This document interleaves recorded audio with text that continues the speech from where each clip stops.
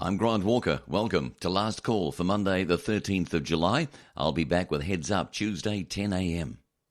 Let's talk climate change. Carbon Action Tracker Initiative, a Berlin-based initiative involving 4 non-government climate change research agencies, says the New Zealand's proposal to cut its greenhouse gas emissions by 11% from 1990 levels by 2030 is inadequate and can be achieved without the country taking any action to contain a growing level of emissions over the next 15 years. Bill Hare, Chief Executive and Senior Scientist at Climate Analytics, one of the CAT contributor organisations, said New Zealand's climate target shows it's far from doing its fair share and is anything but ambitious. While most other governments intend cutting emissions, New Zealand appears to be increasing emissions and hiding us through creative accounting. It may not have to take any action at all to meet either its 2020 or 2030 targets. The CAT analysis is published this morning after last week's submission of a new greenhouse gas emissions reduction target was tabled at the United Nations last week by Climate Change Negotiations Minister Tim Grosser. The Climate Action Tracker is an analysis undertaken by 4 independent European research organisations and seeks to measure the comparative fairness of governmental climate action efforts. The new analysis follows comments last week by Massey University climate change expert Professor Ralph Sims, who said the new target was in fact weaker than the existing official target of a 5% cut in emissions compared to 1990 levels by 2020. Mr Grosser said last week that while New Zealand's emissions are small on a global scale, we're keen to make a fair and ambitious contribution to the international effort to reduce greenhouse gas emissions and avoid the most harmful effects of climate change. However, the CAT analysis says New Zealand will only achieve its new 2030 target by using carbon credits generated by plantation forestry carried over from the past, and that these credits are so large they would cancel out a projected 32% increase in carbon emissions by 2030. By that time, New Zealand's carbon emissions per head of population would surpass emissions per head in the US by 2025, because New Zealanders' emissions are expected to remain static at around 17 metric tonnes of carbon annually, whereas carbon emissions are decreasing steadily in the US. New Zealand's intention to use carbon credits, mostly from forestry plantation carbon sinks carried over from the past, was also dubious, he said.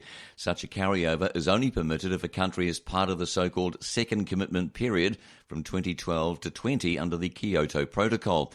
The first commitment period under that protocol ran from 2008 to 2012 and involved mainly developed economies, excluding the US.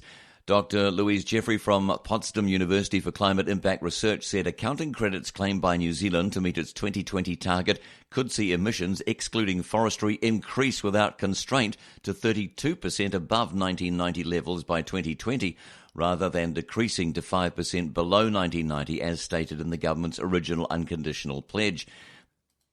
That raised the question of what New Zealand's pledge would look like if the preferred forestry rules were not adopted. Now, for more on this story, nbr.co.nz.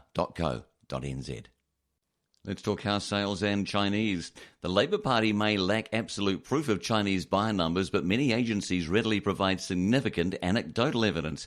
Auckland-based Willens Realty Group provides quarterly newsletters which have consistently trumpeted the significance of Chinese buyers.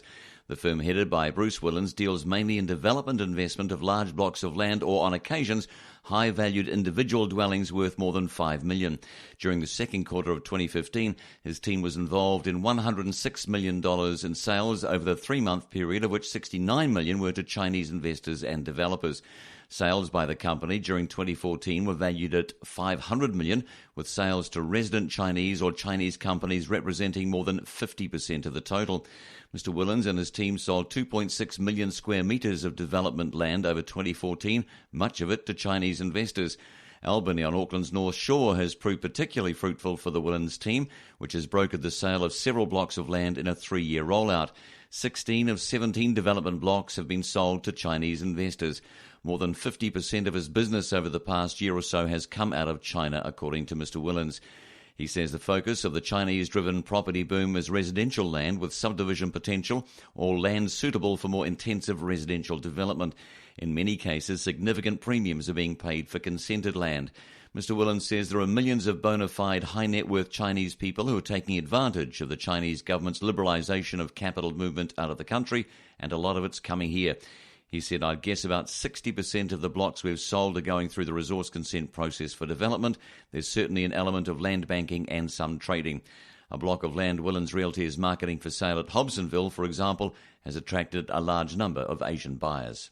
I'm John Stewart. It's Monday the 13th. One of the country's largest unions is already poking holes in a new package of measures the government has announced to tackle 0 hours contracts. I'm joined by the reporter covering that story, Jason Walls. Jason, to begin with, and just to recap, what are the actual measures that Minister Michael Woodhouse is introducing to the Employment Standards Bill? Well, basically what we've seen here is this is a reaction to a lot of publicity that this issue was given a couple of months ago with the 0 hour contracts. We saw the likes of John Campbell at Campbell Live cover it quite extensively. And now we're seeing these amendments come into law. So we've got the Employment Standards Bill, which is going to be introduced to Parliament later this year. And Minister Woodhouse has now added in some provisions that will help to mitigate and decrease the amount of 0 hour contracts there are out there within New Zealand for the employers. So, what he's announced is that employers not committing any hours of work, but expecting employers to be available when required. So that needs to be changed. So basically, you need to be able to give your employees some time now. What else is he outlined is employers cancelling a shift without providing reasonable notice or compensation to that employee as well. So that's going to be off the cards completely. And so it's been basically a reaction to a lot of these unfair working conditions where a lot of workers were expected to be available 24 hours, well, not 24 hours a day, but expected to be available quite a lot. And if they can't go in, then essentially they won't get work. So what is the Unite Union saying about all this? Well, I had a chat to Mike Treen, who's the general manager, this morning, and he said although this is a good start, there is still a few more things that need to be worked into in the 0 hour contracts. For example, if you still have minimum hours, but you have the option to refuse work, he says that a lot of employers might look at that and say, well, if you're refusing work, I might essentially, he used the word punish you by not offering you more hours next week. And this is obviously going to be a problem to some people that are on flexible hours that can't do the work this week for commitments, for example. They could be kids or other things or medical things, and then they might in turn face repercussions a little bit later.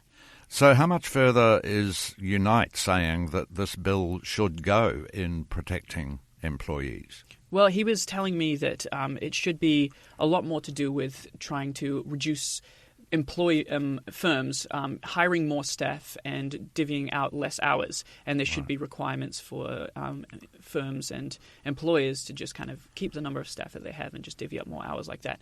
Okay. Yeah. Thanks very much for that, Jason. NBR Radio with Bayleys, New Zealand's leading commercial real estate company. I'm John Stewart. It's Monday the 13th, and I'm joined by our economics and political editor, Rob Hosking, in Wellington. Rob, it seems that the political story of the week will be Phil Twyford's pronouncements on overseas Chinese house buying. Yes, I suspect not just the week either. I think this one's going to run for quite some time. Look, this material which came out from Twyford, who's the Labour housing spokesman, on the weekend, it brings a number of things to a head, I think, and it's there is a very strong and quite crude, I think, political calculation here, but there is also, no doubt, an economic and a social one, and that is that, firstly, the Auckland housing market is out of control, it is a frenzy. I mean, whether you want to call it a bubble or a crisis, they're just sort of, and people do argue about those things, but that's just, arguing about what to call it's kind of beside the point. There is a problem. And there is no doubt also that globally, Chinese investment funds are flowing out of China and into property markets around the world, and mostly into the Anglosphere cities. Right. There's some data I was looking at this morning, and this focuses on the Chinese investment outflows, and investment in property outside China has gone from $600 million US in 2009 to $15 billion US last year. That's a huge hike. That is. Now, we don't know where that's gone exactly. but there's no breakdown of that. But that's massive. And look, we just know anecdotally that quite a bit has found its way into the Auckland market. Where I think the politics of this gets a bit problematic is that Labor sort of did almost a racial profiling thing. Oh, no, look, that's unfair. That's going too far. Well, they've certainly been accused of racism, haven't they? Yes, they have. And it's hard to see that argument's got any substance to it, actually. Well, look, there's a problem, and it's an economic one. It's not a racial one, right? But I think by linking it to, looking at people's names and deciding what chance this person's surname made them a Chinese person or not, that is where things start getting a little problematic, I think. When you've got the guy who did the research, Rob Salmon, saying, "Oh, if you've got a surname Lee, you're 40% likely to be Chinese." But that's also a very common Korean surname, I understand. Yes, it is, and Singaporean. Right. Fairly well known, in fact. They I think, are Chinese descendants. But anyway, look, there's, seriously, it's that's where I think things got really awkward. And look, there's a dog whistle here going on. There's a play for, a lot of what is going on in politics at the moment is dominated by what I call the War of the Winston succession. And it's basically that Winston Peters is 70, and there's a play for the vote that that has been his vote for 20 coming up to 20 years. So where that and a lot of those voters at the moment who have gone for New Zealand First, certainly the last election, were disgruntled Labor people. So this is a play for that part of the vote, and it's also a play for the Labor Party deputy leadership, and that's where Twyford is kind of in the catbird seat, because elections are now won and lost in West Auckland. And he's a West Auckland MP. It's where a lot of people who are either renters or first home buyers. First home buyer in Te Atu is almost a cliche. Actually, and so that's he's in a very good position. He's quite articulate over the short term anyway, and this is very much a play for that now. And the Labor Party deputy leadership is coming up towards the end of the year, because Annette King said she would do 1 year in the role and then she'd step aside. Oh, that's right, yeah. She'll be 70 at the next election. So, that's a lot of what is going on here. And this will run and run because it touches two of New Zealand's biggest hot-button political nerves, and one being housing and the other one being racial issues. Yeah. And they always generate heat and a fury. But isn't Twyford also in the gun from the government to and his critics for using one anonymous real estate firm's figures? I mean, I think the argument is that that's not a very wide database. It probably depends on which real estate agent it was. Right. If it is the largest Auckland one, then that is quite a good sample of the Auckland market. And look, it was over a short time period as well. And you've got 3 months. Anomalies, because the profile of property investors was set next to the existing population base. Well, by definition, new home buyers are disproportionately immigrants, because you come in if you've got the money. And look, people migrating to New Zealand from anywhere tend to be well off, because we don't let many poor people in these days unless they're from the Pacific Islands, where we have agreements with, etc. So by definition, pretty much people coming in, they're going to be cash. They're going to have enough money to buy a house. So, and if you look at the migration stats, there's a high proportion of Chinese, even more Indians, I have to say, in the more recent stats. So look, this is, but I'm taking a step back from this. National really sort of went to sleep on this issue, and there was enough tension being raised, and or probably I should say attention being raised about this issue over the last 18 months for a bit more urgency from the government on this. And really, as late last year, they were saying, look, we don't need to know how many property investors. There's not many from overseas. Nick Smith got up in the House and said, look, we could set up a register and it would find that it's 1.2% and not 1%, and that would be a waste of money. And yeah, but how would he know? Exactly. Exactly. And it was always a very complacent approach. But you have to wonder why National has not followed Australia's example and actually insisted that people who are buying into the market from overseas have to buy a new house or build a new house. Yes, I don't know either. That if you've got a housing supply issue, and we do have a housing supply issue, we've been told that by everyone for the last 2 or 3 years. I don't know why that wasn't done either. That is.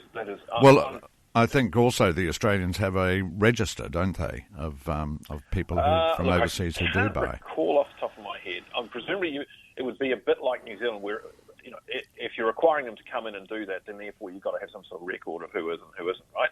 Yeah. And New Zealand is, it was announced in the last budget that we're going to have a de facto register more run through tax and bank accounts now. And that's because, and there's a bill was introduced to the House a couple of weeks ago, the next omnibus tax bill, which basically says property investors from overseas will have to have a New Zealand tax number. Yeah. They'll have to have a New Zealand bank account, and also under consideration, and I believe this will happen, is a requirement to pay non-resident withholding tax up front.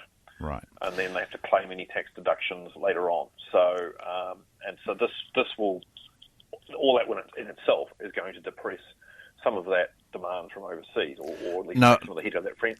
Yeah, sorry to interrupt you, Rob, but just finally and very briefly, looking at the week ahead, we have inflation figures out later in the week. Yes, and they'll probably show a small upturn, but the most recent annual figure was 0.1%. If these things are going anything like anything to form, that previous annualised effect could be revised upwards or downwards, and this one will show a slight upturn, mostly, I suspect, because of the fall in the currency, although the bulk of that fall is yet to flow through, but it will be starting to in this data. We're probably looking at annual inflation of 0.5%. Right. That's still well below the Reserve Bank target band of 1 to 3%. Hard to get your head around the inflation figures when you look back to the 1980s, isn't it, in light of half a percent inflation? Yes. Okay, look, we'll better leave it there, but thanks very much for your look at the week ahead, Rob. You're listening to NBR Radio. Upgrade to My NBR Radio with a smartphone-only subscription to NBR Online today for free and receive unlimited access to NBR Online on your smartphone until August 31st. Visit www.nbr.co.nz/free. Let's talk finance companies. A credit law specialist says if court judgments against motor trade finance are upheld, a wide range of fees charged by other finance companies could be deemed unreasonable. Tauranga-based lawyer Alan Liddell says the judgments also contradict the Commerce Commission's own draft guidelines published in May 2010 and which the consumer credit industry has been relying on for the last 5 years. MTF has won the right to appeal the judgments by both the High Court and Court of Appeal to the Supreme Court. Mr. Liddell says the two lower courts have redefined the wording of the Credit Contracts and Consumer Finance Act 2003, or the CCCFA. Justice Christopher Toogood of the High Court first interpreted the Act to mean that fees charged must be sufficiently close and relevant to a particular loan. But then he changed that to mean such fees have to be closely relevant, Mr. Liddell says, thereby greatly narrowing what can be charged as fees. He says the Act doesn't say they have to be closely connected. It's worrying this case will draw the line too narrowly.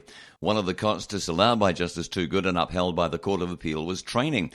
Mr. Liddell says an amendment to the Act now requires companies to keep manuals on their procedures for granting and administering loans and to keep a record of the training they carry out. Justice Toogood also disallowed a number of other costs which he viewed as general business costs. These included the costs of travel, directors' fees, accounting, legal and audit costs. Mr. Liddell says many companies have been charging fees including such costs. Costs Justice Toogood did allow, which he judged as directly relevant to the loans, included some staff costs, some bank costs and some communication costs. The Act regulates fees but doesn't regulate interest rates. Justice Toogood took the view that general business expenses should be recovered through the interest rate charged rather than through fees. Mr Liddell says consumer credit is a high-risk business. Interest rates are already high in that field. And now Mega News. Mega's biggest shareholder, Shen Xiaowu, has left the board of the file storage and encryption firm and transferred his stake to a Beijing-based Chinese national just days after a constitution rewrite made it easier to go public, while Auckland businessman William Yan increased his influence over the company after an entity linked to his wife took a small shareholding. Mr Shen, a donor to the National Party through his Conchu Jinwan Enterprise Group, ceased being a director of Mega on July 8 after sitting on the software developers board for just over a year, according to documents lodged with the company's office. 2 days later, his near 26% stake in the company transferred to Beijing-based Li Zimin, who is now Mega's biggest shareholder. Mr Shen increased his stake in Mega in a share issue amounting to 6.7% of the company in February. Mega also added a new shareholder to its register on July 10, with LY Investment No. 1 taking a 1.9% stake. LY Investment's sole director is Wei Yu, the wife of William Yan, whose assets were frozen as part of a joint New Zealand and Chinese police investigation into an alleged money laundering ring. Yan's existing 16% stake in Mega via Tay Trustee Limited is subject to the freeze, and he's denied the allegations levelled against him. LY Investment acquired the stake from Cloud Innovations, an entity whose sole director and shareholder is Filipino actress Asia Acoili, the wife of Bram van der Kolk, Mega's chief programmer. Mega filed a new constitution to the company's office on July 6, adding specific provisions for listing the company and stating that the board shall take all reasonable steps to prepare the company for listing on a recognised stock exchange, while setting share sale restrictions for a maximum 12 months from the date of joining a bourse unless the board determined otherwise. In May, the Auckland-based company aborted plans to list on the NZX via shell company TRS Investments after a series of delays in gaining approvals. The transaction would have seen TRS acquire Mega for $210 million by issuing 700 million shares at 30 cents apiece to Mega shareholders once a share consolidation was completed. Mega shareholders would then have owned 99% of TRS, which would have changed its name to Mega. Mega was launched by internet entrepreneur Kim.com in 2013 to replace his Mega Upload empire, which was frozen after his high-profile arrest in Auckland at the behest of the US federal government in early 2012. He since stepped back from the firm to fight his extradition and last year bankrolled the election campaign for the Internet Party, which failed to gain seats in Parliament. Earlier this year, PayPal stopped processing payments for Mega after NetNames, a US group with funding from the Motion Pictures Association of America, claimed it was among companies whose services were not legitimate or legally compliant. Mega rebutted the claims with a legal opinion by international law firm Olswang. I'm John Stewart. It's Monday the 13th. Just over a year after establishing their PR firm, high-profile Aucklanders Carrick Graham, Cameron Brewer and Ricardo Simic have parted ways. I'm joined by reporter Campbell Gibson, who's been covering that story.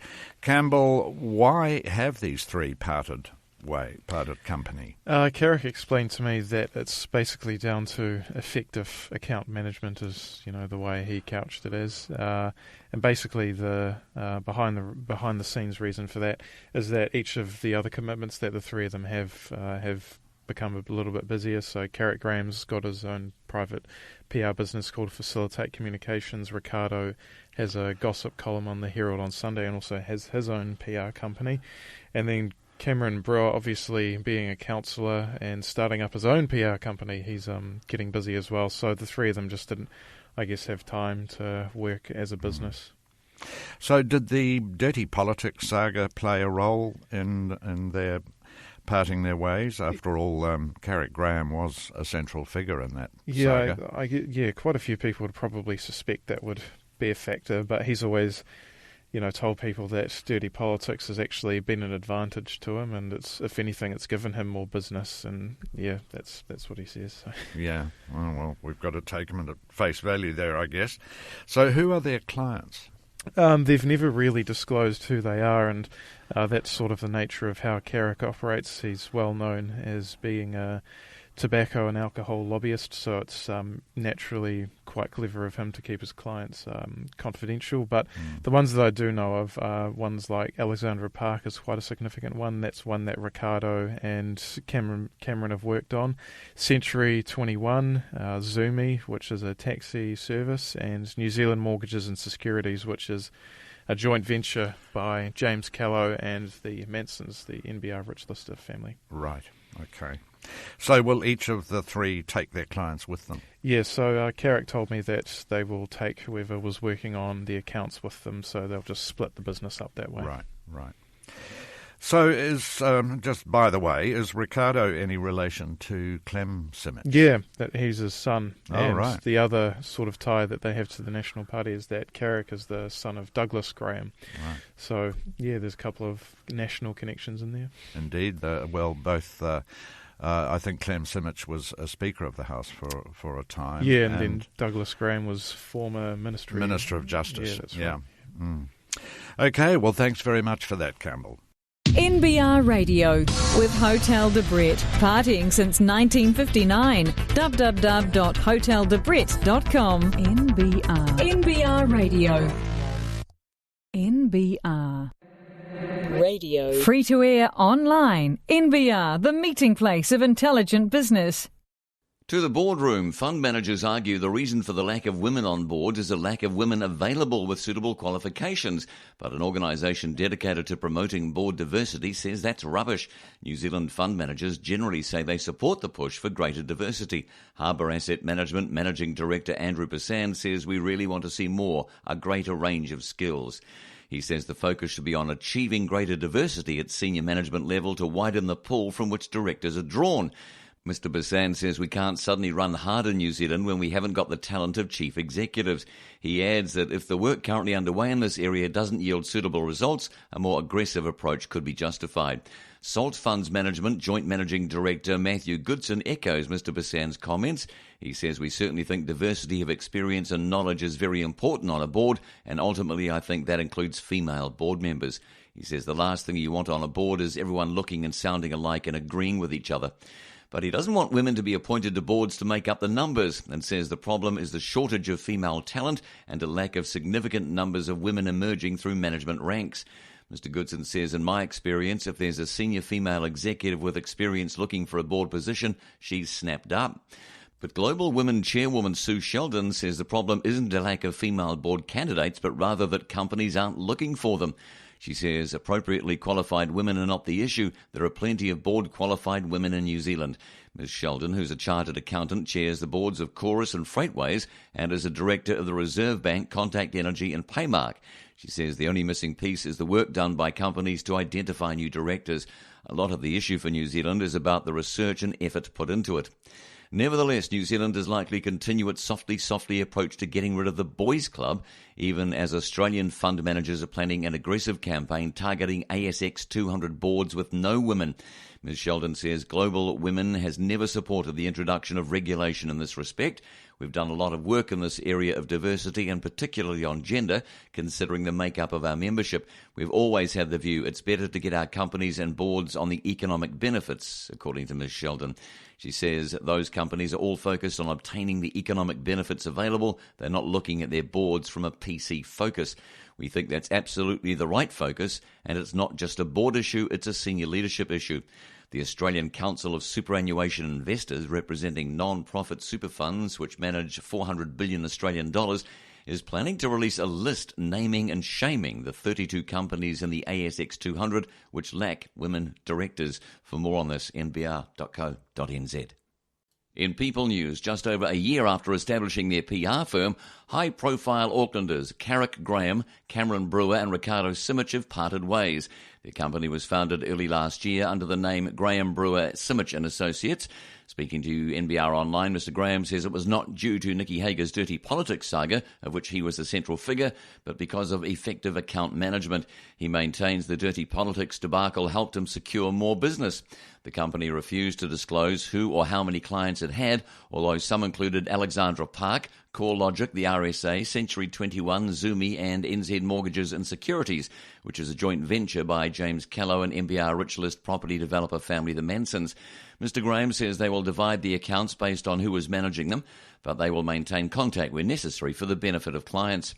The PR veteran will continue to operate as private PR company, Facilitate Communications, which specialises in reputation management. He is well known for being an alcohol and tobacco lobbyist.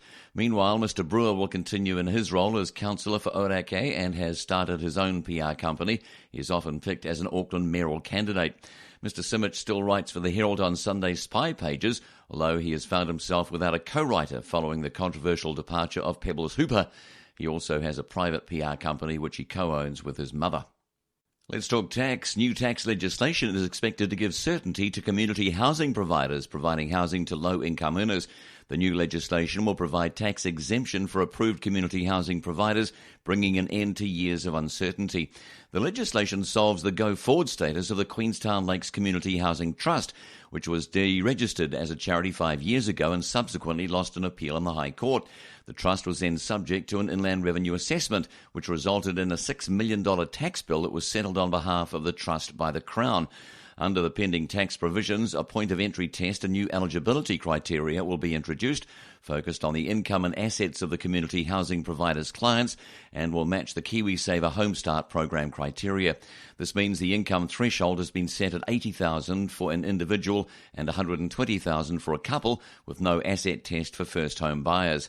The new legislation will be applied retrospectively from April 2014, which means the Trust will face no further tax obligations since its IRD settlement. Trust Chairman David Cole says trustees are delighted to see common sense prevail on the issue. He says if the High Court decision were applied across other community housing providers, there would be other organisations that would face deregistration like the Queenstown Trust. This decision will allay many fears amongst trustees around the country who have been concerned about their tax status arising from the High Court decision. The Queenstown Community Trust had worked alongside Crown officials in the formation of the Trust. The Crown approved the structure, signed off the Trust deed and approved its programs and activities, approving each household the Trust assisted. Mr Cole says the trustees were dismayed when another arm of the Crown undermined this collaboration by striking the organisation from the charities register. It's taken more than 3 years to resolve the matter with Crown agencies. Mr Cole says the issue has been hugely distracting for trustees over many years. NBR. Need to hire? Try our online recruitment platform www.nbrtalent.co.nz. I'm John Stewart. It's Monday the 13th. The 12-country Trans-Pacific Partnership, or TPP, talks on a new free trade agreement are entering their final stages. Most of the issues surrounding the deal have focused on the benefits to big business and on their secrecy. But in his editor's insight today, Neville Gibson says one of the big benefits from the TPP could be the protection of the oceans and fisheries conservation. Neville, what's the basis for your claim? Well, the main danger to the seas is overfishing, which has had devastating effects in the northern Atlantic, and it's increasing in other parts of the world, including the Pacific. And the UN's Food and Agricultural Organization says 90% of the world's marine fisheries are now significantly depleted or are recovering where management systems are being put in place, as in New Zealand. But Chinese fleets, for example, are off the coast of West Africa, and they're overfishing like crazy because the countries there are too poor to enforce the fishing.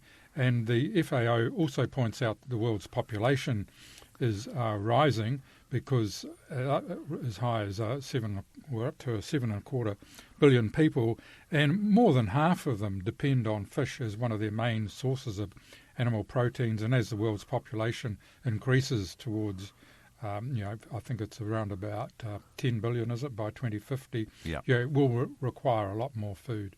Mm. So what effect would the TPP have on this crisis for our oceans? Well, the former US trade representative, and he's their top diplomat, Robert Zoellick, who was a few years ago the trade representative, he was also the World Bank president. He's come out with a paper to show how the TPP is actually offering a big step towards solving this problem of overfishing. He's obviously very close to the US position on the TPP.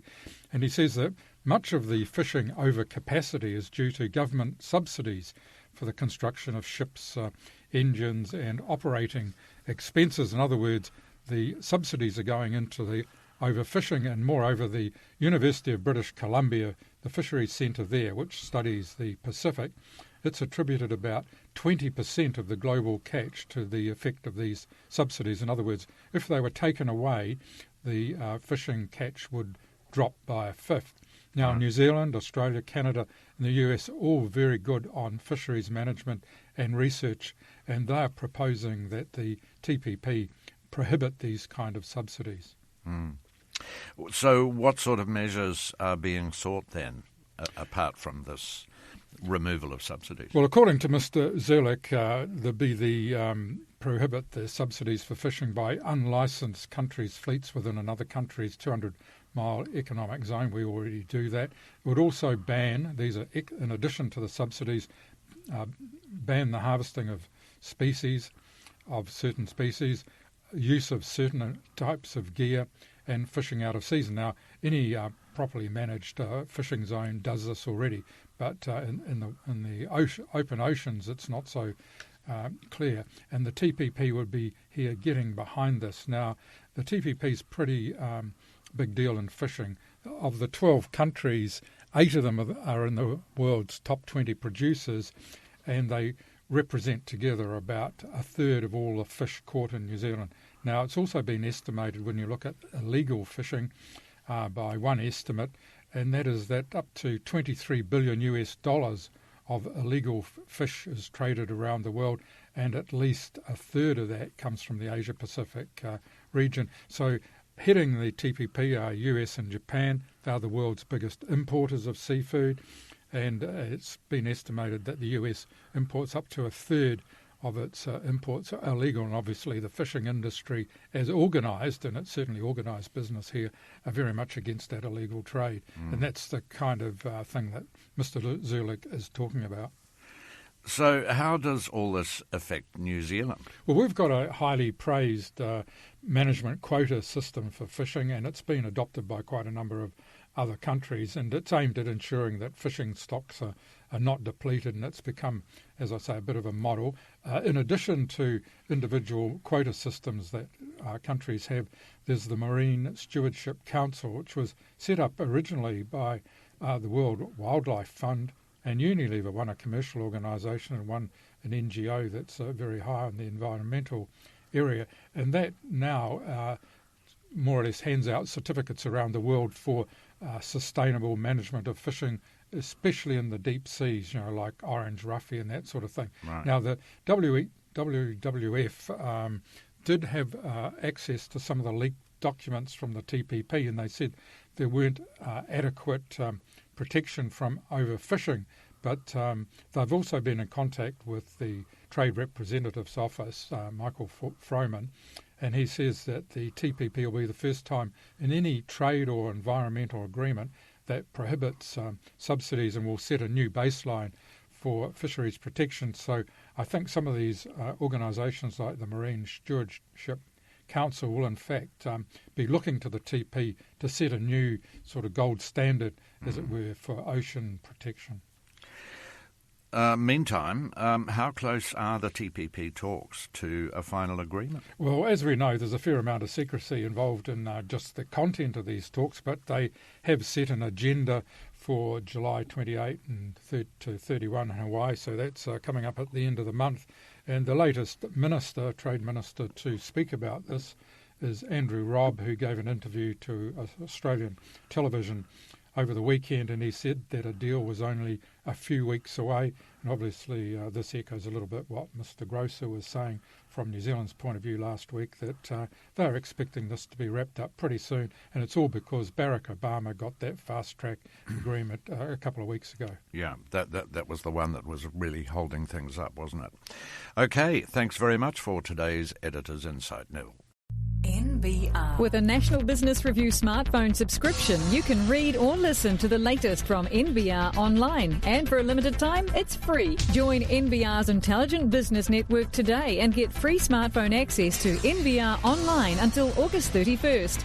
NBR doesn't do sport, weather or horoscopes, just timely, relevant, useful and insightful business news. So for business news you can use for free, visit nbr.co.nz/free. I'm Grant Walker with Last Call. Here's what's trending on NBR Online. Auckland house prices up 26%, and it's now affecting other areas. More on the number of Chinese buyers in the Auckland housing market. The dollar is likely to return to its 20-year average. Food prices fall, and food products dominate TPP talks. To find out more on our stories, just log on to nbr.co.nz or stay right where you are. Those stories coming up next on NBR Radio.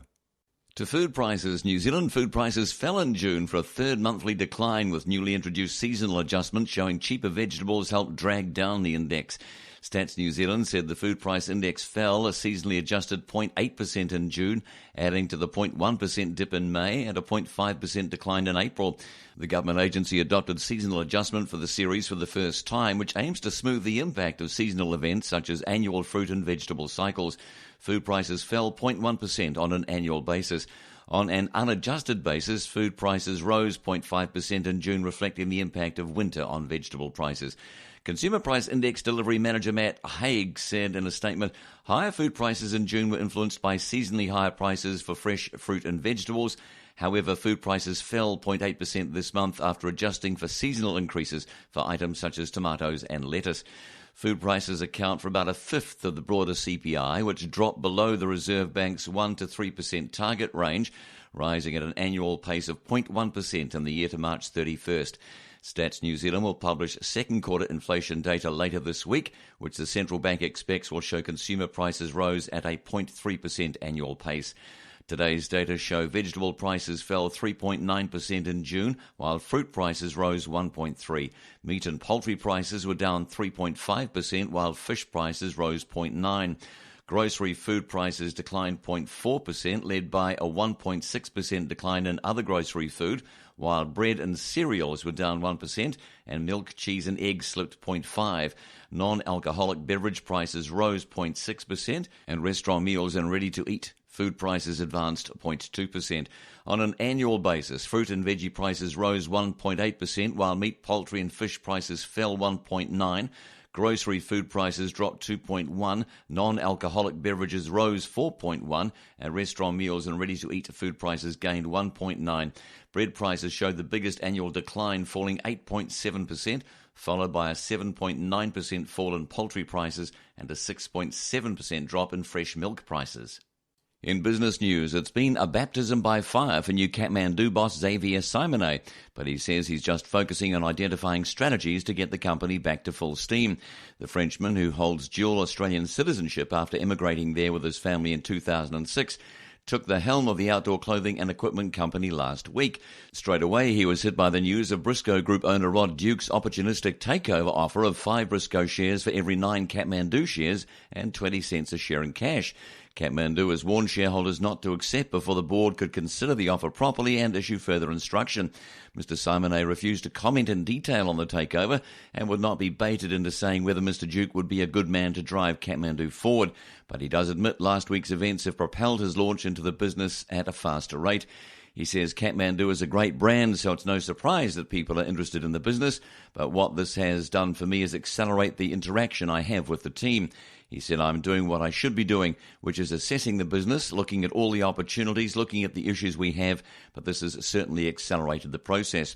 Mr Simonet has vast experience with retail brands, with his CV boasting titles such as Paris-based International General Manager of DB Apparel Group, Sydney-based International Director of Sea Folly, and 11 years with luxury goods conglomerate LVMH in Hong Kong, Singapore, Australia, UK and Scandinavia. His most immediate role was chief executive of London-based luxury luggage brand Radley, and he sees similarities between this business and Kathmandu. Kathmandu struggled in the past 18 months as unseasonal weather conditions at its peak sale times forced it to discount heavily to get rid of excess stock.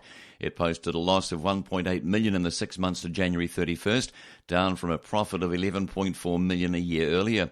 The company operates in an increasingly competitive environment, but this does not concern Mr Simonet, who is pragmatic about the challenge. He says it's crowded everywhere in all categories of products.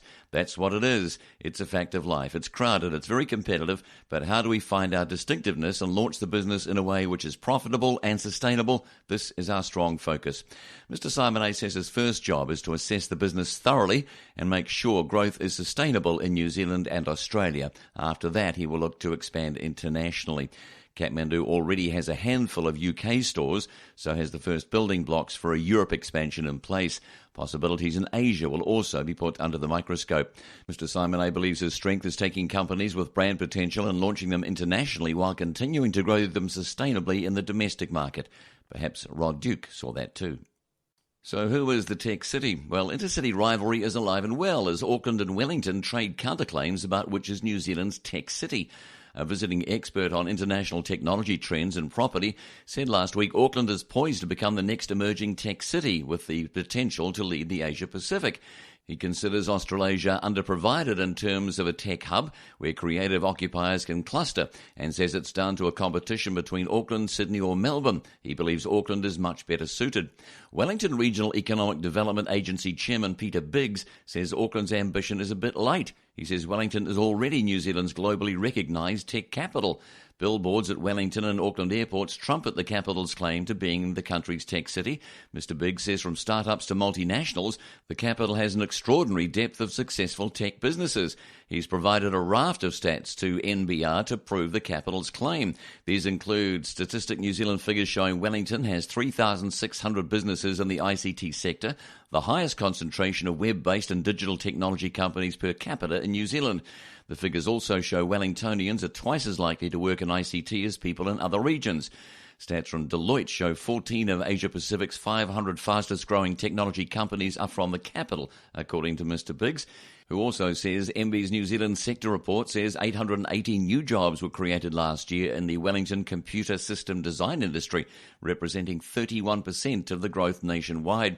Mr. Biggs says Wellington has a robust startup sector. The city is home to Lightning Lab, a digital accelerator, which is the only New Zealand member of the Global Accelerator Network. This program has recently been extended to Auckland, Christchurch and into manufacturing. He says Creative HQ, the capital startup base, estimated there are about 400 companies at this stage in Wellington. He says Wellington City Council's tech hub at co-working space Biz Dojo, which is also overseeing Auckland Council's tech hub space, will further enhance sector in the capital and is a forerunner to the development of a tech precinct.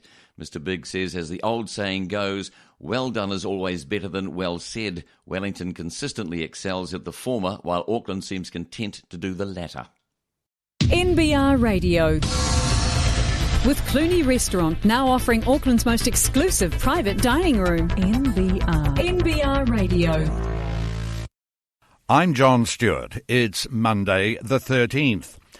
Well, Phil Twyford is next up in the Ask Me Anything chair. The Labour housing spokesman set off a bomb over the weekend, releasing data leaked from a major real estate firm.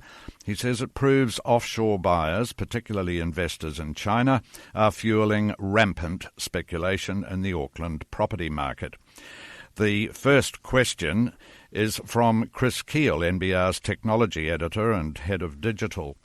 Some people, says Chris, will see the monitoring restrictions being introduced with Budget 2015, requiring offshore buyers to register with IRD and open an NZ bank account, as having a dampening effect on foreign investment.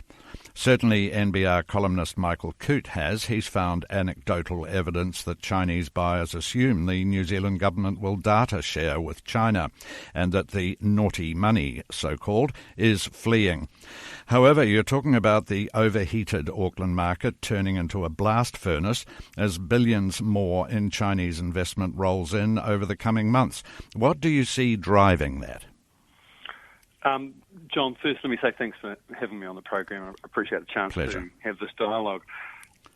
The first thing I think is that what we know from the evidence, and there's so much commentary internationally about this issue, is that there's a wall of Chinese private investment coming out of China, and Juai.com, the website that markets overseas real estate to investors in China, estimated recently that the Chinese government's dismantling of foreign exchange controls, which is a process that's getting underway and is expected to run for the next couple of years, will lead to as much as $6 trillion of Chinese private investment going into overseas assets.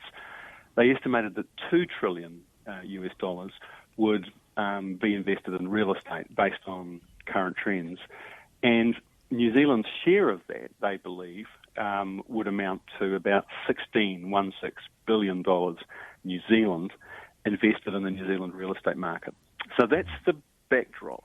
And that is why, well, that's one of the reasons why I've raised this issue and put it out there, because I think we have to have a conversation about the fire hose of Chinese investment capital that is coming our way. And as your listeners will know, we released leaked sales data from an Auckland real estate firm that, and I wanted to just, if I may, just make a minor correction of your intro. Mm-hmm. We haven't claimed that proves that there is a big Chinese offshore investment presence in the Auckland housing market. Mm-hmm.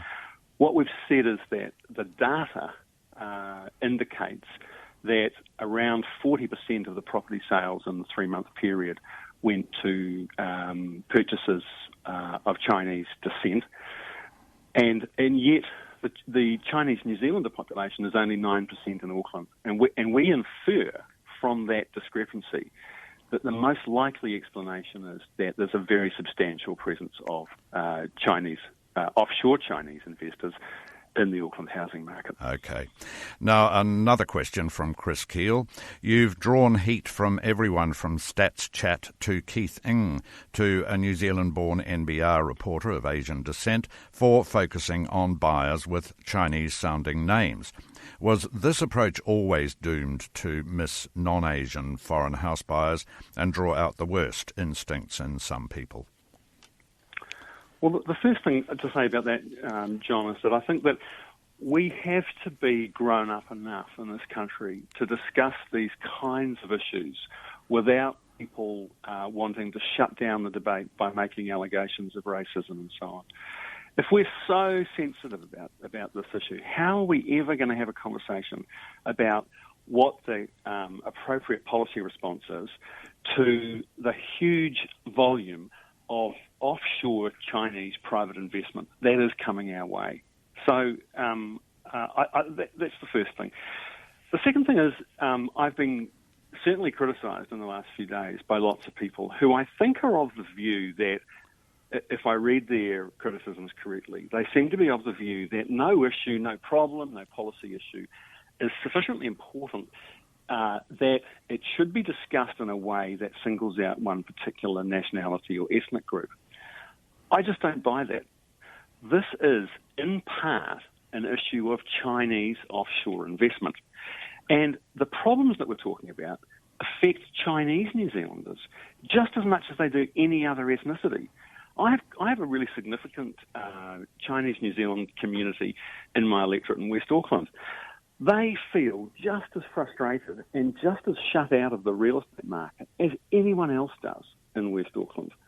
They are disadvantaged by foreign speculators bidding up the price of housing. And it was interestingly on one of the major Chinese websites this morning, they did a poll on this. 60% of the people who responded to the poll, this is a Chinese news website, said that they believed that overseas speculators were bidding up the price of houses. So right. I don't accept the criticism that this has been some kind of race exercise in race baiting or whatever. I think we've got to be far more grown up about that and are able to have this conversation. Now, next question from NBR senior reporter Nick Grant. He asks, was there much internal debate among the Labour caucus before this tactic was signed off?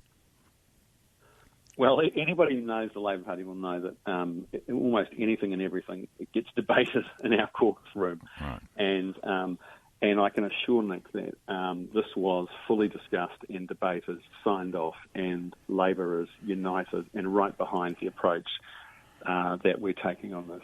So, this is the reason this is important to us is that fixing the housing crisis and restoring the dream of affordable home ownership is right at the top of Labor's list of priorities, and I believe it will be one of the defining issues of the next Labor government.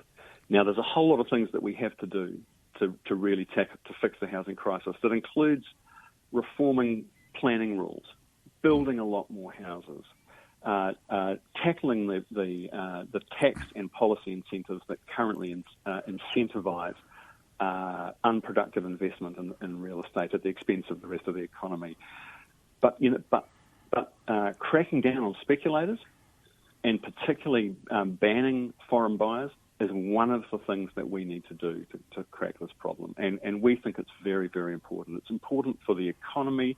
It's important for future generations. It's important that people feel that affordable home ownership can be, if they work hard, save hard and play by the rules, that it can be part of the New Zealand dream. Now, our next question is again from Chris Keel at NBR. And he points out... He's got a lot to say on these issues. Yes. Yes. He points out that NBR columnist Michael Coote has said that Australia has imposed a capital gains tax and restrictions on foreign buyers, yet Sydney's property market is just as heated as Auckland's. What's your response to that? Well, it's a curious argument, and it's one that I hear almost every week in Parliament from John Key and Nick Smith, and the argument seems to be that if a policy is adopted in a place overseas and they still have rising house prices, then clearly the policy doesn't work. And to be honest, it's not a very convincing argument. The housing, the economics of urban land and housing are sufficiently complex.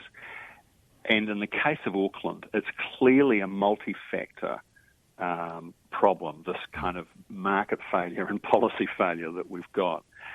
There's no doubt in my mind that property speculation is rampant in Auckland. I think most Aucklanders know that offshore speculators are a part of that problem. And if we deal to that, it will be one of the things that will help us sort out the problems that we've got. But like I said, we have to do a whole lot of other things too. Supply is critical. You know, the Productivity Commission said the other day that by 2020 there would be a shortfall of 60,000 houses. The shortage of houses is getting worse every year under this national government. So, it's clear that the planning rules that we currently have, the way that councils operate under the RMA, is one of the problems that's stopping the industry from building enough of the kind of houses that people want to live in places where they want to live. So all of those things have to be done. No one policy is going to be a single bullet, but it's a complete fallacy to say that because Australia has high house prices and they restrict foreign buyers, that the policy is not valid or logical or a good idea. Now, our next question is from Ben, and he asks, along similar lines to the subject we've just been discussing, Sydney's property market. He asks, given the controls on foreign investment have done little to curb Sydney's similar housing issues, how is this anything other than race baiting? So let's deal with the Sydney part of the question first. So in Australia, they, as your listeners may know, the federal government has broadly the policy that Labor's advocating here, and that is that it's a ban on foreign buyers with a couple of key exceptions. If you want to come and settle in the country, yes, you can buy. If you're willing to build a new property, that's okay because that adds to supply. And interestingly, the Australian policy exempts New Zealanders in the spirit of CER, and we would propose to do the same thing with our policy here. And race baiting? Well, let me something else I wanted to say about this. Sure. The interesting thing about Australia is that a cross-party parliamentary committee recently reported. They looked at the problem issue of foreign buying in the Australian housing market. They concluded by consensus and reported back to the Australian Parliament that their policies had not been properly enforced or policed. And the centre-right government in Australia has basically vowed to toughen up the policing. They've increased the penalties, they've put more resources into compliance, and they're determined to fix it. And to give you an example of how serious a problem it is in Australia, in New South Wales and Victoria, 25 and 30% respectively, this is according to the recent ANZ report, 25 and 30% respectively of property purchases were to foreign buyers. And those are foreign buyers who are building new. because Right. we're not allowed to buy existing housing stock under the rule. That gives you a sense of how huge the scale of investment pressure is. Would So- that ban on buying existing properties and having to build a new one be part of Labor's policy? That's exactly our policy. That is Right. our policy. Okay. So can we just and- go on? Just go on to Ben's second half of his question. He says that the controls on foreign investment have not dampened Sydney's similar housing issues. So how is this anything other than race baiting? Okay. Well, I hope I've adequately answered the first You have. part of Ben's question. You have. On the second part, it's I don't accept that it is race baiting. I don't accept that this is racist. As I said to one of the earlier questions, we have to be grown up enough in this country to have a discussion about, for example, the role of Chinese foreign investment in our housing market without people getting all PC and saying, we can't talk about this because it's racist, or somehow suggesting that to talk about Chinese investment is racist. Is it racist if we talk about high levels of smoking in the Maori population? No, it's based on these are the facts. This is the data. Look, the thing about this leaked real estate data that came out on the weekend is that, as uncomfortable as this discussion is, that data simply reinforced the perception that any Aucklander who has bought or sold a house in the last few years in Auckland. People strongly believe that the preponderance of phone bidders at real estate auctions is evidence of offshore buyers. Look, the anecdotal evidence is abundant. It is abundant. People in Auckland know this is going on. You put that alongside what's happening internationally with a well-documented and analysed surge of investment from China into the real estate markets of particularly the Pacific Rim countries, but also further abroad. It should be plain to see that for anybody, we have an issue with foreign investment from China in our real estate market. Let's be big enough and grown up enough to talk about that without having a minor meltdown and alleging racism at every turn. Right. Next question from Benjamin Ross. It's in two parts. First of all, he asks, what did you honestly plan to achieve by doing what you did on Saturday, by releasing the data then appearing on The Nation later that morning? Would you say the narrative has now been lost? No, I do not believe the narrative's been lost. What I'm and what Labor's trying to achieve with this, raising this issue and speaking out like this, is speaking the truth about what's happening with offshore Chinese investment in the Auckland housing market. And really, the ultimate objective is to put pressure on the government to acknowledge that this is a serious issue, that their denial and their cynicism about trivialising this issue, denying that it exists, and refusing to put the facts on the table so that the people of New Zealand can judge for themselves.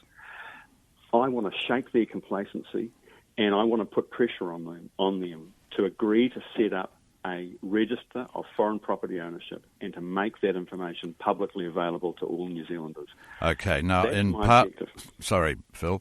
In part two of Benjamin Ross's question, he asks, is this narrative, I guess, he means, basically causing an unnecessary distraction to other areas looking at tackling housing, such as the upcoming hearings on the residential zones of the proposed Auckland Unitary Plan?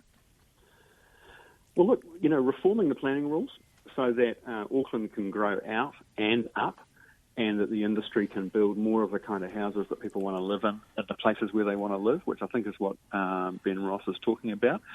That is critically important to fixing the housing crisis in Auckland. So is changing the tax rules and the incentives that encourage massive amounts of unproductive capital in this country being invested in the real estate market instead of in businesses which generate jobs and exports. There's a long list of things that need to be done to fix the housing crisis, and I do believe that rampant property speculation, including the impact of foreign speculators, is a significant issue. We have to face up to it, and we can't walk away from it. And I guess that will come up in the debate over the residential zones as the proposed Auckland Unitary Plan goes towards being bedded in. Now, next question, and I'm afraid it's beating the racism drum again, but this guy or person raises an interesting point. Why did you choose to target Chinese people specifically and not foreign buyers in general? I'm not aware of Labour condemning James Cameron's investment in New Zealand property, for example. It's racist, isn't it? So the first point is that James Cameron has residence in New Zealand, and it's been right from the beginning, his expressed intention to settle here. So, and our policy in this area is that if people want to buy, if people are offshore, they're non-residents and non-citizens, if they want to buy a house here, come and live here and get residence. We don't have any problem with that. So that's the first thing. The second thing is that why did we single out Chinese investment in the Auckland housing market? And there are three reasons. The first is, as I've said, there is a wall of Chinese private investment heading in the direction of particularly real estate markets, but not only real estate, Pacific Rim economies and further afield internationally. So your listeners only need to look at the Guardian website today and the Sydney Morning Herald website, and they will see commentary about this issue. It's being talked about all over the world at the moment. So this is a factor. The second reason is that there is a mountain of anecdotal experience in Auckland that offshore investors, not talking about Chinese New Zealanders, that people bidding on the end of a phone at property auctions are having a really significant impact in the Auckland housing market. And your third point? And third is this leaked data, the thing that absolutely jumps off the page when we did the analysis is the remarkable number of properties. Nearly 40% of the properties sold went to people of Chinese descent. Now, given that our Chinese New Zealand population in Auckland is 9%, that's an extraordinary discrepancy. And we could debate all afternoon a number of theories about why that discrepancy is there. But in all of the commentary and the debate and the argument over the last few days, no one has put forward, in my view, a credible alternative theory, an alternative to our proposition, which is that it's most likely a large part of that gap between the 9% and the 40% is due to the presence of offshore Chinese investors. Right. Now, the next question... That's why we raised it. Okay. Now, the next question is from Andrew Walters, who asks, ahead of releasing the statement and data, how exactly did you think the New Zealand Chinese community were going to react to you equating Chinese-sounding surnames with offshore buying? Well, with all due respect to your questioner, we didn't do that. We, and as I've explained, what we did was that we analysed the surnames of the purchasers in this database, and all of that analysis only points to ethnicity. So all that the data can tell us is that 40% of the properties over this 3-month period through this Auckland real estate firm were purchased by people of Chinese descent. All right, that's all that the modelling tells us. We then, what I'm inferring is that the gap between that 40% and the 9% of the Auckland population who are ethnic Chinese has to be explained somehow. And what I'm saying is that given the mountain of anecdotal experience in Auckland about this and the extensive commentary internationally about private investment flows out of China into the real estate markets of Pacific Rim economies, that it's very likely, it strongly suggests that much of that gap between the 9% and the 40% can be explained by the presence of offshore Chinese investors. That's what we're saying. Now, from Ron Jeremy, people on Twitter have been saying your parents were immigrants. Should they have been allowed to buy a house? Well, what I would say to Ron is that I haven't made any... We have not advanced a single argument in the last few days that anyone of a particular ethnic origin should not be allowed to buy a house.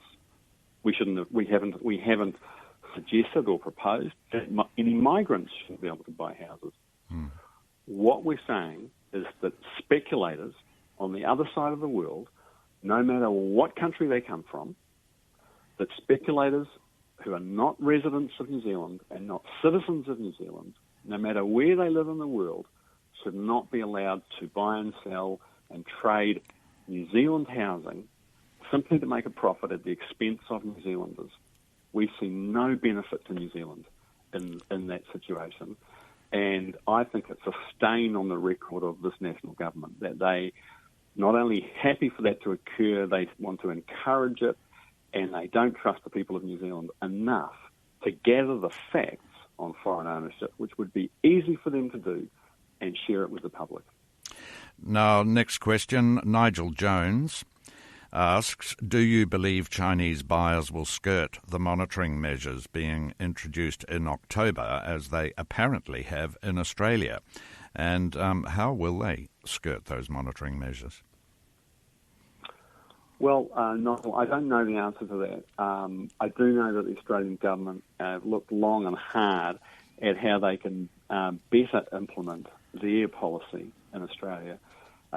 They've toughened up the penalties, they've toughened up the compliance regime, because they judge this to be a serious problem in Australia, unlike our government here in New Zealand. Will people try to get around it? I guess they will. Some people have said, well, some person in China will just get a family member who has residence in New Zealand to buy it. That you can get around any kind of rule by doing stuff like that. I mean, whoever has their name on the title is the owner of the property. So, but I'm pretty confident that a comprehensive ban on foreign speculators will have a significant effect in quietening down the overheated Auckland property market. Now, and a question from that well-known person called Anonymous. Does New Zealand, in your opinion, have too much immigration? Well, I'm the housing spokesperson, not the immigration spokesperson. But I'll venture. But the party must have a view. Yeah, we do. Look, we're a nation of immigrants, as I think one of your or a few of your questioners this afternoon have either said or implied. And we and that's important. Our economy relies on immigration in many ways. There are many jobs and industries that are very reliant on skilled workers coming in through the migration program. And as well as that, we have some important humanitarian and also historic commitments, treaty-based commitments that bring migrants to this country as well. So, and overall, I would argue that immigration plays a very important and very positive role in our nation today. I would say that there are things that we need to do to fine-tune, if you like, our immigration policy. So, and I'll give you a couple of examples. We've had a bit of a debate with the government about whether or not they should try to fine-tune the inward flow of skilled migrants to try to minimise some of the pressure on the Auckland housing market. We've had, for a variety of reasons, a record spike in inward migration over the last 12 months. I think it's up to something like 56,000 net increase. A little over half those people will stay in Auckland, and there's no doubt, notwithstanding the spin from the national government, there's no doubt that that spike will exacerbate the demand pressures in the Auckland housing market. We're already not even building enough houses each year with population growth. the spike in immigration is going to make that situation even more difficult. And we believe that the government should be looking at not the treaty-based quota commitments, not the humanitarian commitments, but the intake of skilled migrants to see whether or not that could be fine-tuned to reduce some of the pressure. Of course, that has to be balanced against the need of firms to get skilled migrants to fill jobs, and that's a very, very important, economic reason for our immigration, for much of our immigration policy. So, and there are also questions about time lags, and that make, I think, it's a somewhat difficult lever to pull. But nevertheless, we think the government should be looking at that. Okay, now our final question, and I'd appreciate it if you can keep the reply fairly brief. And this one is from Rob. Which real estate company leaked the data? And he adds, I'm struggling to understand why any company would release data that shows its best customers in a bad light. Are you confident it's full and correct data rather than manipulated by a malicious employee? So I made a decision that I would not be speculating on the identity or disclosing the identity of the firm. Because I don't believe that the real estate firm has done anything wrong. I don't believe they've broken the law. And my beef with this issue is with the government for its policy, which I think is misguided, and its refusal to collect the information on foreign buyers and share them with the New Zealand public. So that's my position on that. I am confident that the data is complete, that it's comprehensive and genuine and valid. There's about 4,000 records in there. It's from a company that has about 40% market share. It covers every property sold through that firm over a 3-month period in the Auckland region. So 40% market share, it's obviously one of the big 2 or 3, but you obviously don't want to name it.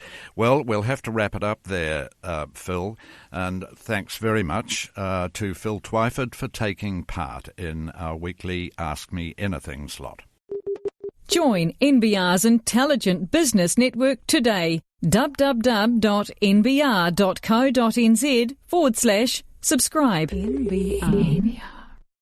To media, New Zealand Media and Entertainment, or NZME, has announced it will not be renewing its licence with Pacific Magazines to produce New Idea, Girlfriend and That's Life magazines when it expires on 30 September. NZME Chief Operating Officer Phil Eustace paid tribute to the team of 25 in the magazine department affected. The publishing partnership has been in place since September 2010. A Pacific Magazine spokeswoman told NBR Online the publisher has no comment beyond that it's still working out the logistics. Mr. Eustace says everyone has worked tirelessly across sales, marketing, subscriptions and editorial to publish quality content. It has been a great partnership and Pacific Magazines have been excellent business partners, which we're very grateful for. The rights to publish will revert back to Pacific Magazines from September 30. Pacific Magazines have indicated that the magazines will continue to be published in New Zealand. NZME publishes the New Zealand Herald and owns the radio network, which operates stations such as News Talk ZB, The Hits and Coast. To the convention centre. Ironically, one of the independent commissioners who decided a resource consent application for Auckland's new convention centre doesn't need to be notified is the lawyer who argued exactly the opposite in Urban Auckland's case against Port Wharf extensions. Kit Littlejohn is one of the 3 commissioners who have told the public they can't have a say on Sky City's proposed $430 million inner-city convention centre. He was also one of the lead lawyers in Urban Auckland's successful challenge against Auckland Council's granting without public notification resource consents to Ports of Auckland for 2 new wharf extensions at the downtown wharves. Justice Geoffrey Venning revoked the consents on the grounds they should have been bundled together as one application and notified. Mr. Littlejohn and fellow Commissioners Rebecca Skidmore and David Hill say they considered Justice Venning's Port's decision when coming to their own conclusion on Sky City's planned convention centre, including parking for 1,415 vehicles in a 4-level basement, a 300-bed hotel and a pedestrian overpass across Hobson Street. The application has 40 consents triggered by 3 operative plans and is mostly non-complying, but the Commissioners decided the public doesn't need to have a say, despite the Council's lead senior resource consent planner, Jennifer Valentine, coming up with 16 reasons why there should be public consultation. Her report says many of the development's environmental effects will be more than minor, including construction relating to increased traffic, contaminated land and earthworks, the provision of excess parking on roading around the centre, the streetscape, and arboriculture, the substantial demolition of the Burleigh factory, the air bridge connecting the hotel and convention centre, and the visual qualities of the convention centre. Concern about the demolition of the Burleigh factory to just a facade has been dealt with by retaining the Nelson and Wellesley Streets elevations intact. They will be conserved and restored, and sections will be incorporated so that the walls become part of the new building and do not appear as facades. Council Principal Urban Designer Chad McMahon and Senior Landscape Architect Leo Jew have grave concerns about the identity and design of the convention centre and consider it unmemorable. They say it does not have a sense of place in its Auckland and South Pacific context and will create adverse visual effects. They say this can probably be fixed in the detailed design phase and through the building's interiors. The final design can be reviewed by the council. The commissioners found they do not consider there are any special circumstances that warrant notification of the application. The convention centre is a relatively straightforward building project of a public facility in the city centre. To zero-hour contracts, one of the country's most high-profile unions is already poking holes in a new package of measurements the government has announced to tackle zero-hours contracts. Over the weekend, Workplace Relations Minister Michael Woodhouse said unfair employment practices such as zero-hours contracts are unnecessary and unacceptable for modern working arrangements and announced changes to the Employment Standards Bill in an effort to prevent them. One of the key changes is an employer will have to commit to a minimum number of hours if they expect an employee to make themselves available, according to Mr Woodhouse. Unite Union National Director Mike Treen says although it's a good start, it still isn't enough to prevent some employers from taking advantage of staff. He says a requirement for the minimum amount of hours is not qualitatively different from a zero-hours contract, and employees could still be left out to dry in the long run. Mr Treen says even though some employers may technically have the right to refuse hours, if they do, the employer may reduce their hours the following week. He says it gives an employer the power to reward some and punish others without proper process.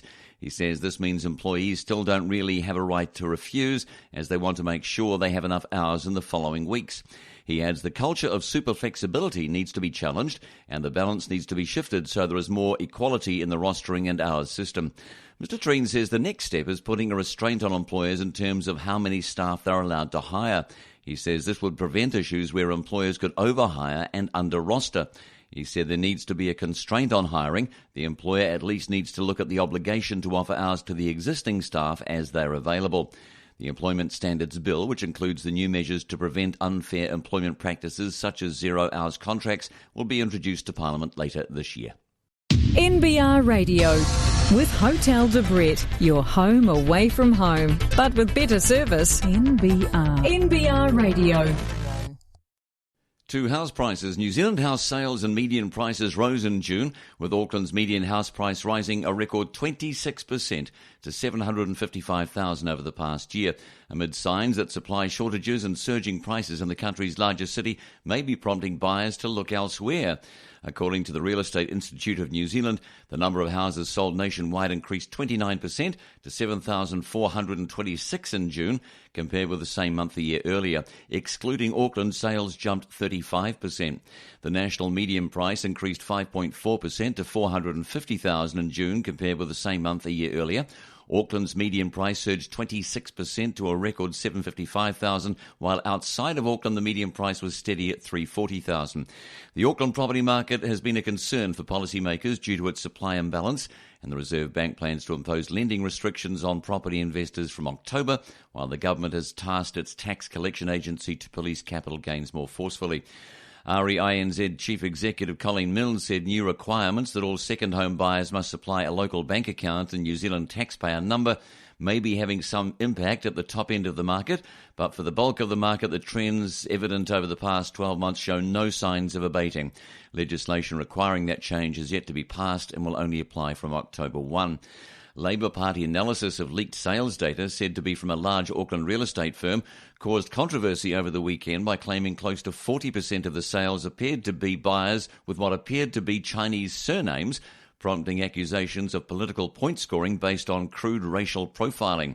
Figures released by Quotable Value earlier this month showed house value in Auckland City jumped at their fastest pace in more than a decade in the year through June, prompting house hunters to spread their net wider, pushing up values in surrounding areas. Ms Milne said there's increasing evidence that Aucklanders are looking out of the region for properties, both as owner-occupiers and for investment properties.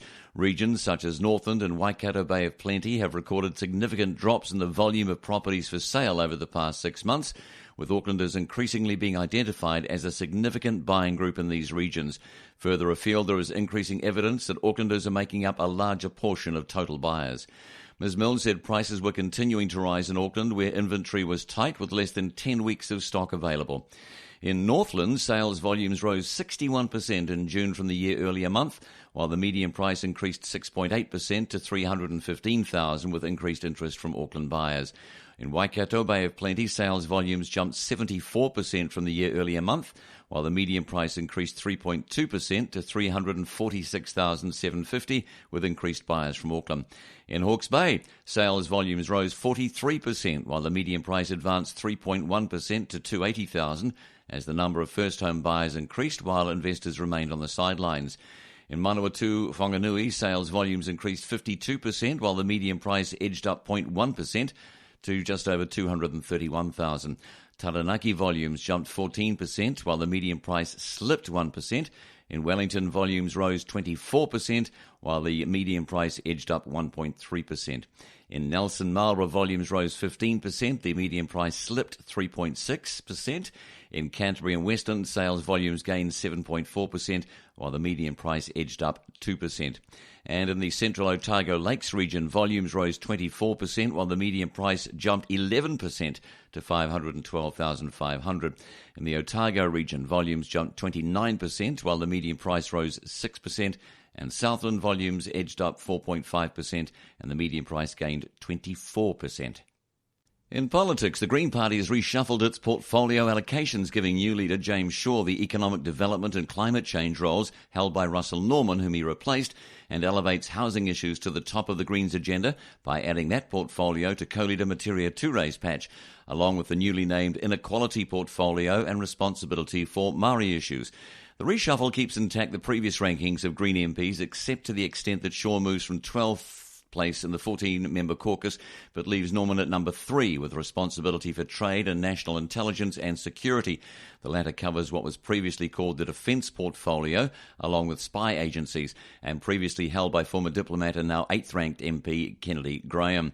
It also rationalises the total number of portfolios from 77 to 51 by ditching a few and consolidating agriculture, fisheries and forestry into a new primary industries portfolio, which is to be held by 5th-rank MP Eugenie Sage, who also picks up the environment portfolio from Julie Gentner. The intention is to match portfolios more closely to those designated by the current government, which will help us to hold ministers to account, according to Turier and Shaw. Mr Shaw said the primary industries are a core part of the New Zealand economy and provide some of the most exciting opportunities to transition our economy into a smarter, cleaner future. The previously named agriculture portfolio had been held by the lowest-ranked Green MP, Stephen Browning, who was assigned organics, genetic engineering, biosecurity, pesticides and food safety, the latter previously held by Mojo Mathers. Genter picks up the finance portfolio, previously part of Norman's economics portfolio role, with responsibility for tax and state-owned enterprises. Sage also picks up Canterbury Earthquake Recovery and the Earthquake Commission, neither of which were previously designated as portfolios.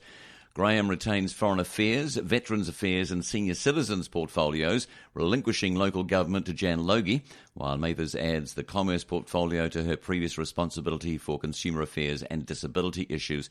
The other main contender for the co-leadership after Norman decided to resign the role, Kevin Haigh, retains Health and Rainbow issues, while picking up Conservation, which was previously held by Sage. Dav Clendon remains the Greens' musterer, the party's name for the parliamentary whip, and picks up the tourism and small business portfolios previously held by Shaw, while retaining responsibility for corrections, courts and police. Ture previously held a child poverty brief, which has dropped in favour of a new inequality portfolio. To the TPP. As the Trans-Pacific Partnership talks into their final stages, the focus is moving to outstanding issues over trade access for key food commodities. Dairy products are, of course, the major concern for New Zealand too, but the biggest row has broken out between the US and Canada over the latter's supply management system. Meanwhile, Australia is making access for its sugar in the US market a bottom-line demand, and reports from Tokyo say a butter shortage caused by a ban on imports highlight Japan's intransigence on agricultural trade. Last week, several US senators asked US Trade Representative Michael Froman to conclude the TPP, but without Canada, unless it agrees to open its dairy and poultry markets. Wisconsin Republican Congressman Paul Ryan, who leads the House committee that oversees trade, says the Canadians need to step it up and get serious about agriculture and dairy. US officials also flew to Tokyo last week to seek a deal that will include greater dairy access to Japan.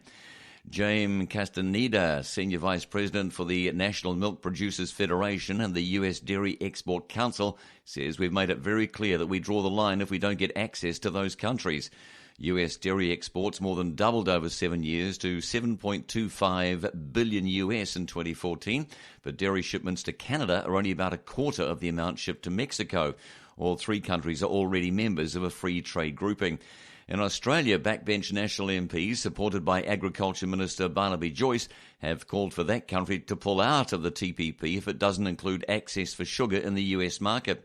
Sugar was omitted from the Australia-US Free Trade Agreement in 2004. Bakers and patisseries in Japan are complaining they can't get their main ingredients for croissants and butter rolls because the government refuses to ease the prohibitively high tariffs on imports. Japan's declining dairy industry has put a priority on supplying more fresh milk and cream while putting butter at the bottom of their priorities. The result is a 1.2% rise in butter prices over 2 years and a supply shortage despite the government allowing emergency shipments that fall well short of demand. NBR Radio. Free to air online with business news you can use.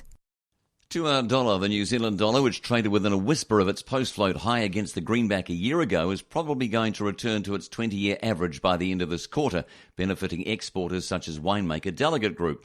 The Kiwi touched 88.35 US cents in July last year, nudging its post-float high of 88.4 cents, and has since declined to trade recently at 67.09.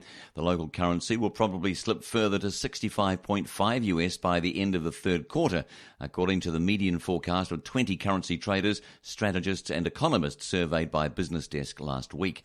The local currency is losing its allure as traders price in more interest rate cuts to bolster a slowing economy, and as improving US data stokes expectations, the Fed will start raising interest rates in the world's biggest economy this year.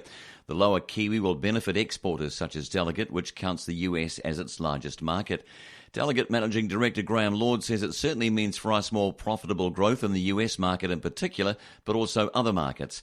Returning closer to long-term averages really provides a level of profitability where we can invest further in growth in terms of constantly investing in growth in vineyards and wineries as well, so it's positive. He said the exchange rates that we've seen over the last 2 years in the US and also the UK have been challenging in terms of achieving target levels of profitability and growth. Mr. Lord said the company has some natural hedges against exchange rates because it buys winery equipment and wine barrels overseas. Shipping is paid for in US dollars and it pays its overseas staff in their local currencies. And he said while a stronger Kiwi against the Aussie may have weighed on sales in that market, it was helpful as the company invests in more vineyards across the Tasman. Mr. Lord said it's been quite a good time to be doing that. The New Zealand dollar, which touched a post-float high of 99.78 Australian cents in April this year, sparking speculation it may reach parity, has since declined to 90.44. Participants in the Business Desk survey expect it to weaken further to 89 Australian cents by the end of this year, according to the median expectation of 20 responses. Mr. Lord said for Delegate, having operations in several countries helps balance out volatility in any single currency.